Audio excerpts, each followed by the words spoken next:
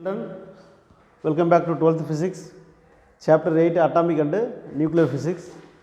இப்போ இதில் நம்ம என்னென்னா போர் ஆட்டம் மாடலை பற்றி பார்த்துட்டு இருக்கிறோம். ஸோ அதில் நம்ம என்ன கண்டுபிடிச்சோம் அப்படின்னா ஒரு நியூக்ளியஸ் இருக்குது, அதை சுற்றி எலக்ட்ரான் சுற்றி வருது. அந்த எலக்ட்ரானுடைய ஆர்பிட் ஒரு nth ஆர்பிட்னு வச்சுங்க, ஒரு nஆவது ஆர்பிட்னு வச்சுங்க. அப்போ அதனுடைய ரேடியஸ் எப்படி இருக்கும், அதனுடைய வெலாசிட்டி எப்படி இருக்கும், அதனுடைய எனர்ஜி எப்படி இருக்குது, இது எல்லாத்துமே ஒரு கான்ஸ்டன்ட் வேல்யூலாம் கண்டுபிடிச்சோம். நம்ம எப்படி கண்டுபிடிச்சோம்னா, இப்போ ஃபஸ்ட்டு நிறைய ஆர்பிட்டால் இருக்கும்,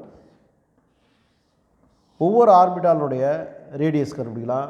அதேமாதிரி பார்த்திங்கன்னா depends upon the stage of the எலக்ட்ரானுடைய ஸ்டேஜை பொறுத்து நம்ம ரேடியஸ் கண்டுபிடிக்கலாம். ஸோ இது சுற்றி வர வெலாசிட்டி நம்ம ஏற்கனவே சொல்லியிருக்கோம், சென்ட்ரிபிட்டல் ஃபோர்ஸ் மூலிமா தான் சுற்றி வருது, அது சென்ட்ரிபிட்டல் ஆசலேஷன் இருக்குன்னு சொல்லியிருக்கோம். அதை வந்து ஏ நாட்னு சொல்லியிருக்கோம், ஞாபகம் நினைக்கிறேன், ஆசலேஷன். ஸோ இதெல்லாம் வந்து நம்ம கண்டுபிடிச்சது. இது பொதுவாக ஒரு டெரிவேஷன் நம்ம கொண்டு வந்துட்டோம், பொதுவாக ஒரு ஈக்குவேஷன் நம்ம கொண்டு வந்துட்டோம். பட் இப்போது என்னென்னா ஒரு ஆற்றல் ஒன்று கொடுக்குறோம், எனர்ஜி கொடுக்குறோம். அந்த எனர்ஜினால் எலக்ட்ரான்ஸ் வந்து ஒரு ஸ்டேஜிலேருந்து இன்னொரு ஸ்டேஜுக்கு மாறப்போகுது. அது பேர் தான் வந்து எக்ஸைட்டேஷன் எனர்ஜி, தமிழில் கிளர்ச்சி ஒரு ஆற்றல்னு சொல்லுவாங்க.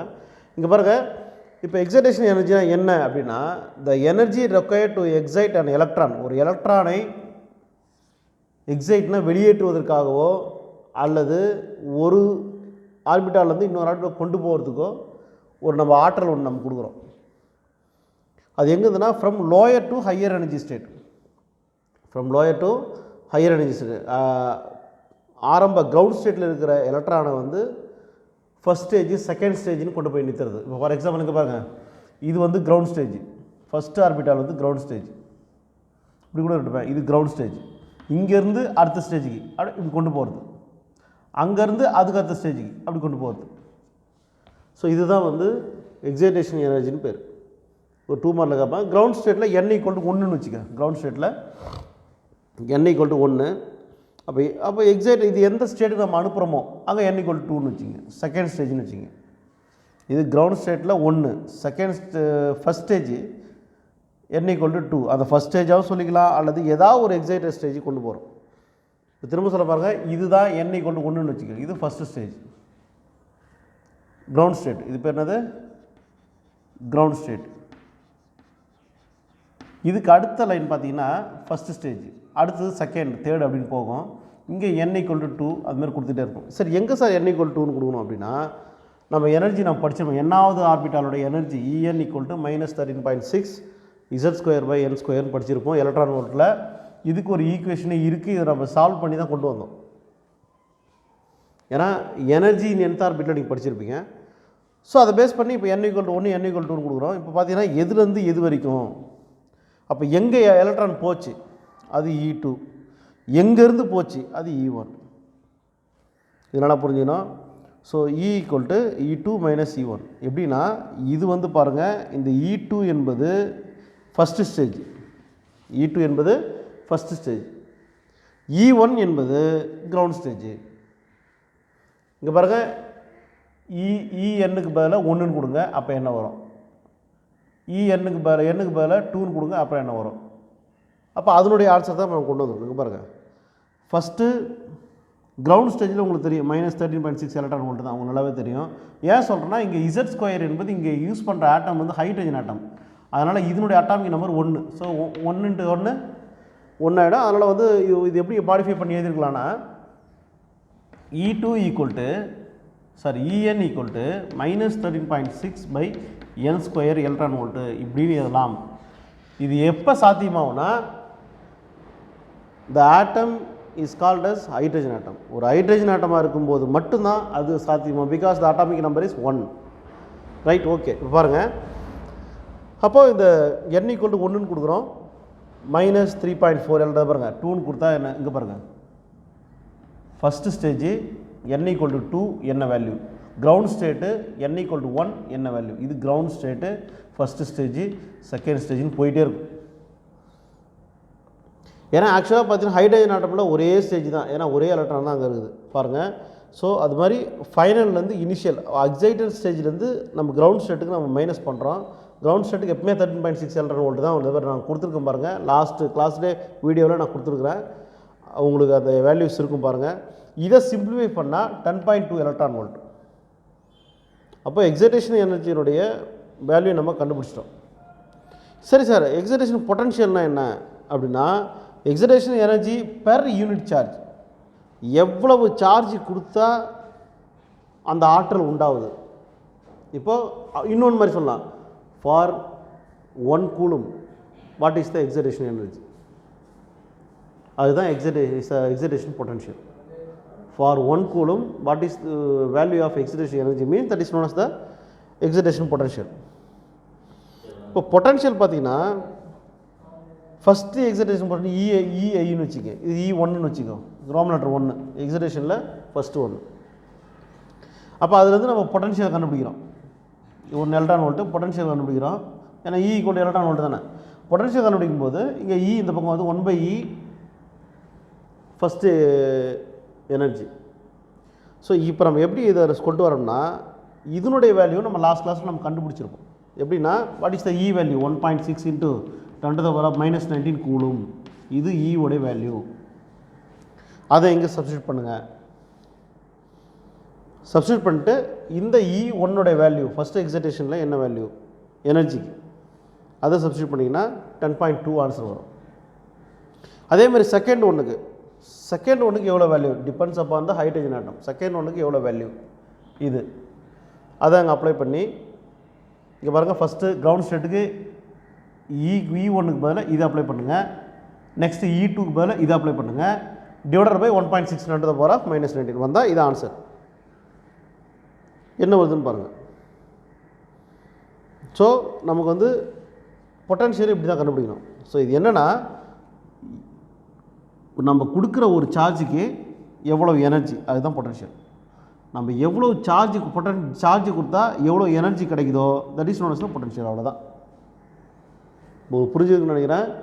எக்ஸைட்டேஷன் எனர்ஜினா ஒரு எலக்ட்ரானை லோயர்லேருந்து ஹையர் பொசிஷனுக்கு மாற்றுறதுக்கான கொடுக்குற எனர்ஜி. பொட்டன்ஷியல்னால் ஒரு சார்ஜ் எவ்வளோ சார்ஜ் கொடுத்து அந்த ஆற்றல் நம்ம பெறறோமோ அதுதான் பொட்டன்ஷியல்னு பேர். இங்கே நாங்கள் சார்ஜ் இன்வல்யூஷன் ஆகுது. ஸோ இது ஒரு 2 மார்க்கில் கேட்பாங்க.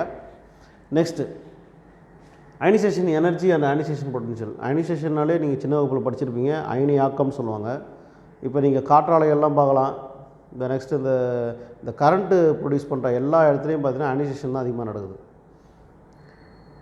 ஏன்னா அந்த தெர்மலாக இருக்கட்டும், இல்லை வந்து ரேடியேஷனாக இருக்கட்டும், இல்லை அந்த வின் பவராக இருக்கட்டும், ஹைட்ரோஎலக்ட்ரிக் பவராக இருக்கட்டும், எல்லாமே வந்து அயனைசேஷன் தான். அயனைசேஷன்னா ஒரு ஆட்டமில் இருக்கக்கூடிய திஸ் ஆட்டம், ஒரு ஆட்டம், இது நியூக்ளியஸ், இது ஆர்பிட்டால்னு வச்சிங்கன்னா, இது எலக்ட்ரான் இருக்குது.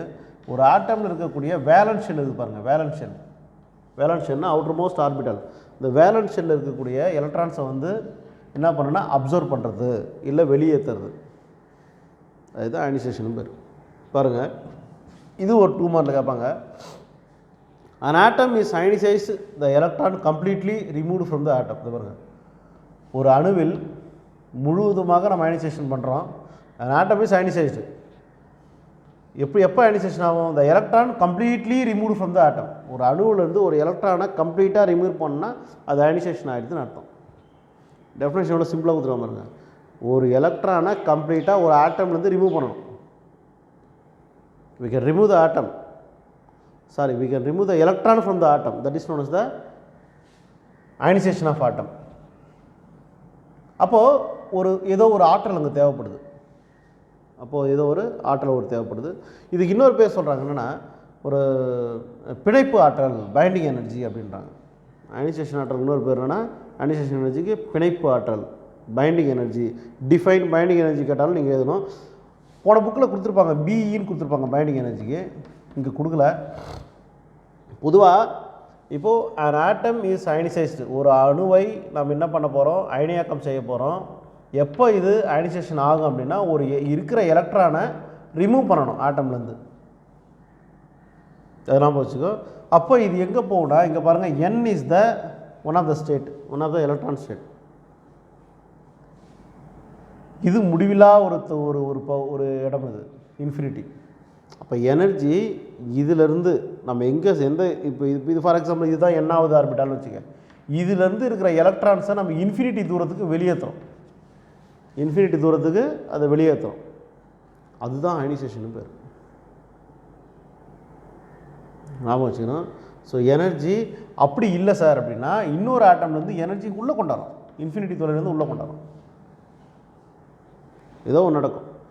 ஸோ இப்போ பாருங்கள், definition for the ionisation or binding energy பாருங்கள். ஒரு குறைவான ஒரு ஆற்றல், the minimum energy required to remove electron from one atom in the ground state. ஒரு அணுவில், ஒரு ஆட்டமில் ஒரு கிரவுண்ட் ஸ்டேட்டில் இருக்கக்கூடிய எலக்ட்ரானை நல்லா கவனிச்சிக்க, ஃபஸ்ட்டு ஸ்டேஜ். அப்போ இதை விட்டுருங்க, இது இங்கே இருக்கிற ஒரு எலக்ட்ரானுக்கு ஒரு ஆற்றல் ஒன்று கொடுக்க போகிறோம். அது குறைந்த ஆற்றல், மினிமம் எனர்ஜி கொடுக்குறோம். ஒரு மினிமம் எனர்ஜியை நம்ம அந்த எலக்ட்ரான்ஸை வெளியேற்றத்துக்கு கொடுக்க போகிறோம். அதுக்கு எவ்வளோ ஆற்றல் தேவைப்படுன்றதோ அதுக்கு தகுந்த மாதிரி தான் அதை நம்ம கொடுக்கணும்.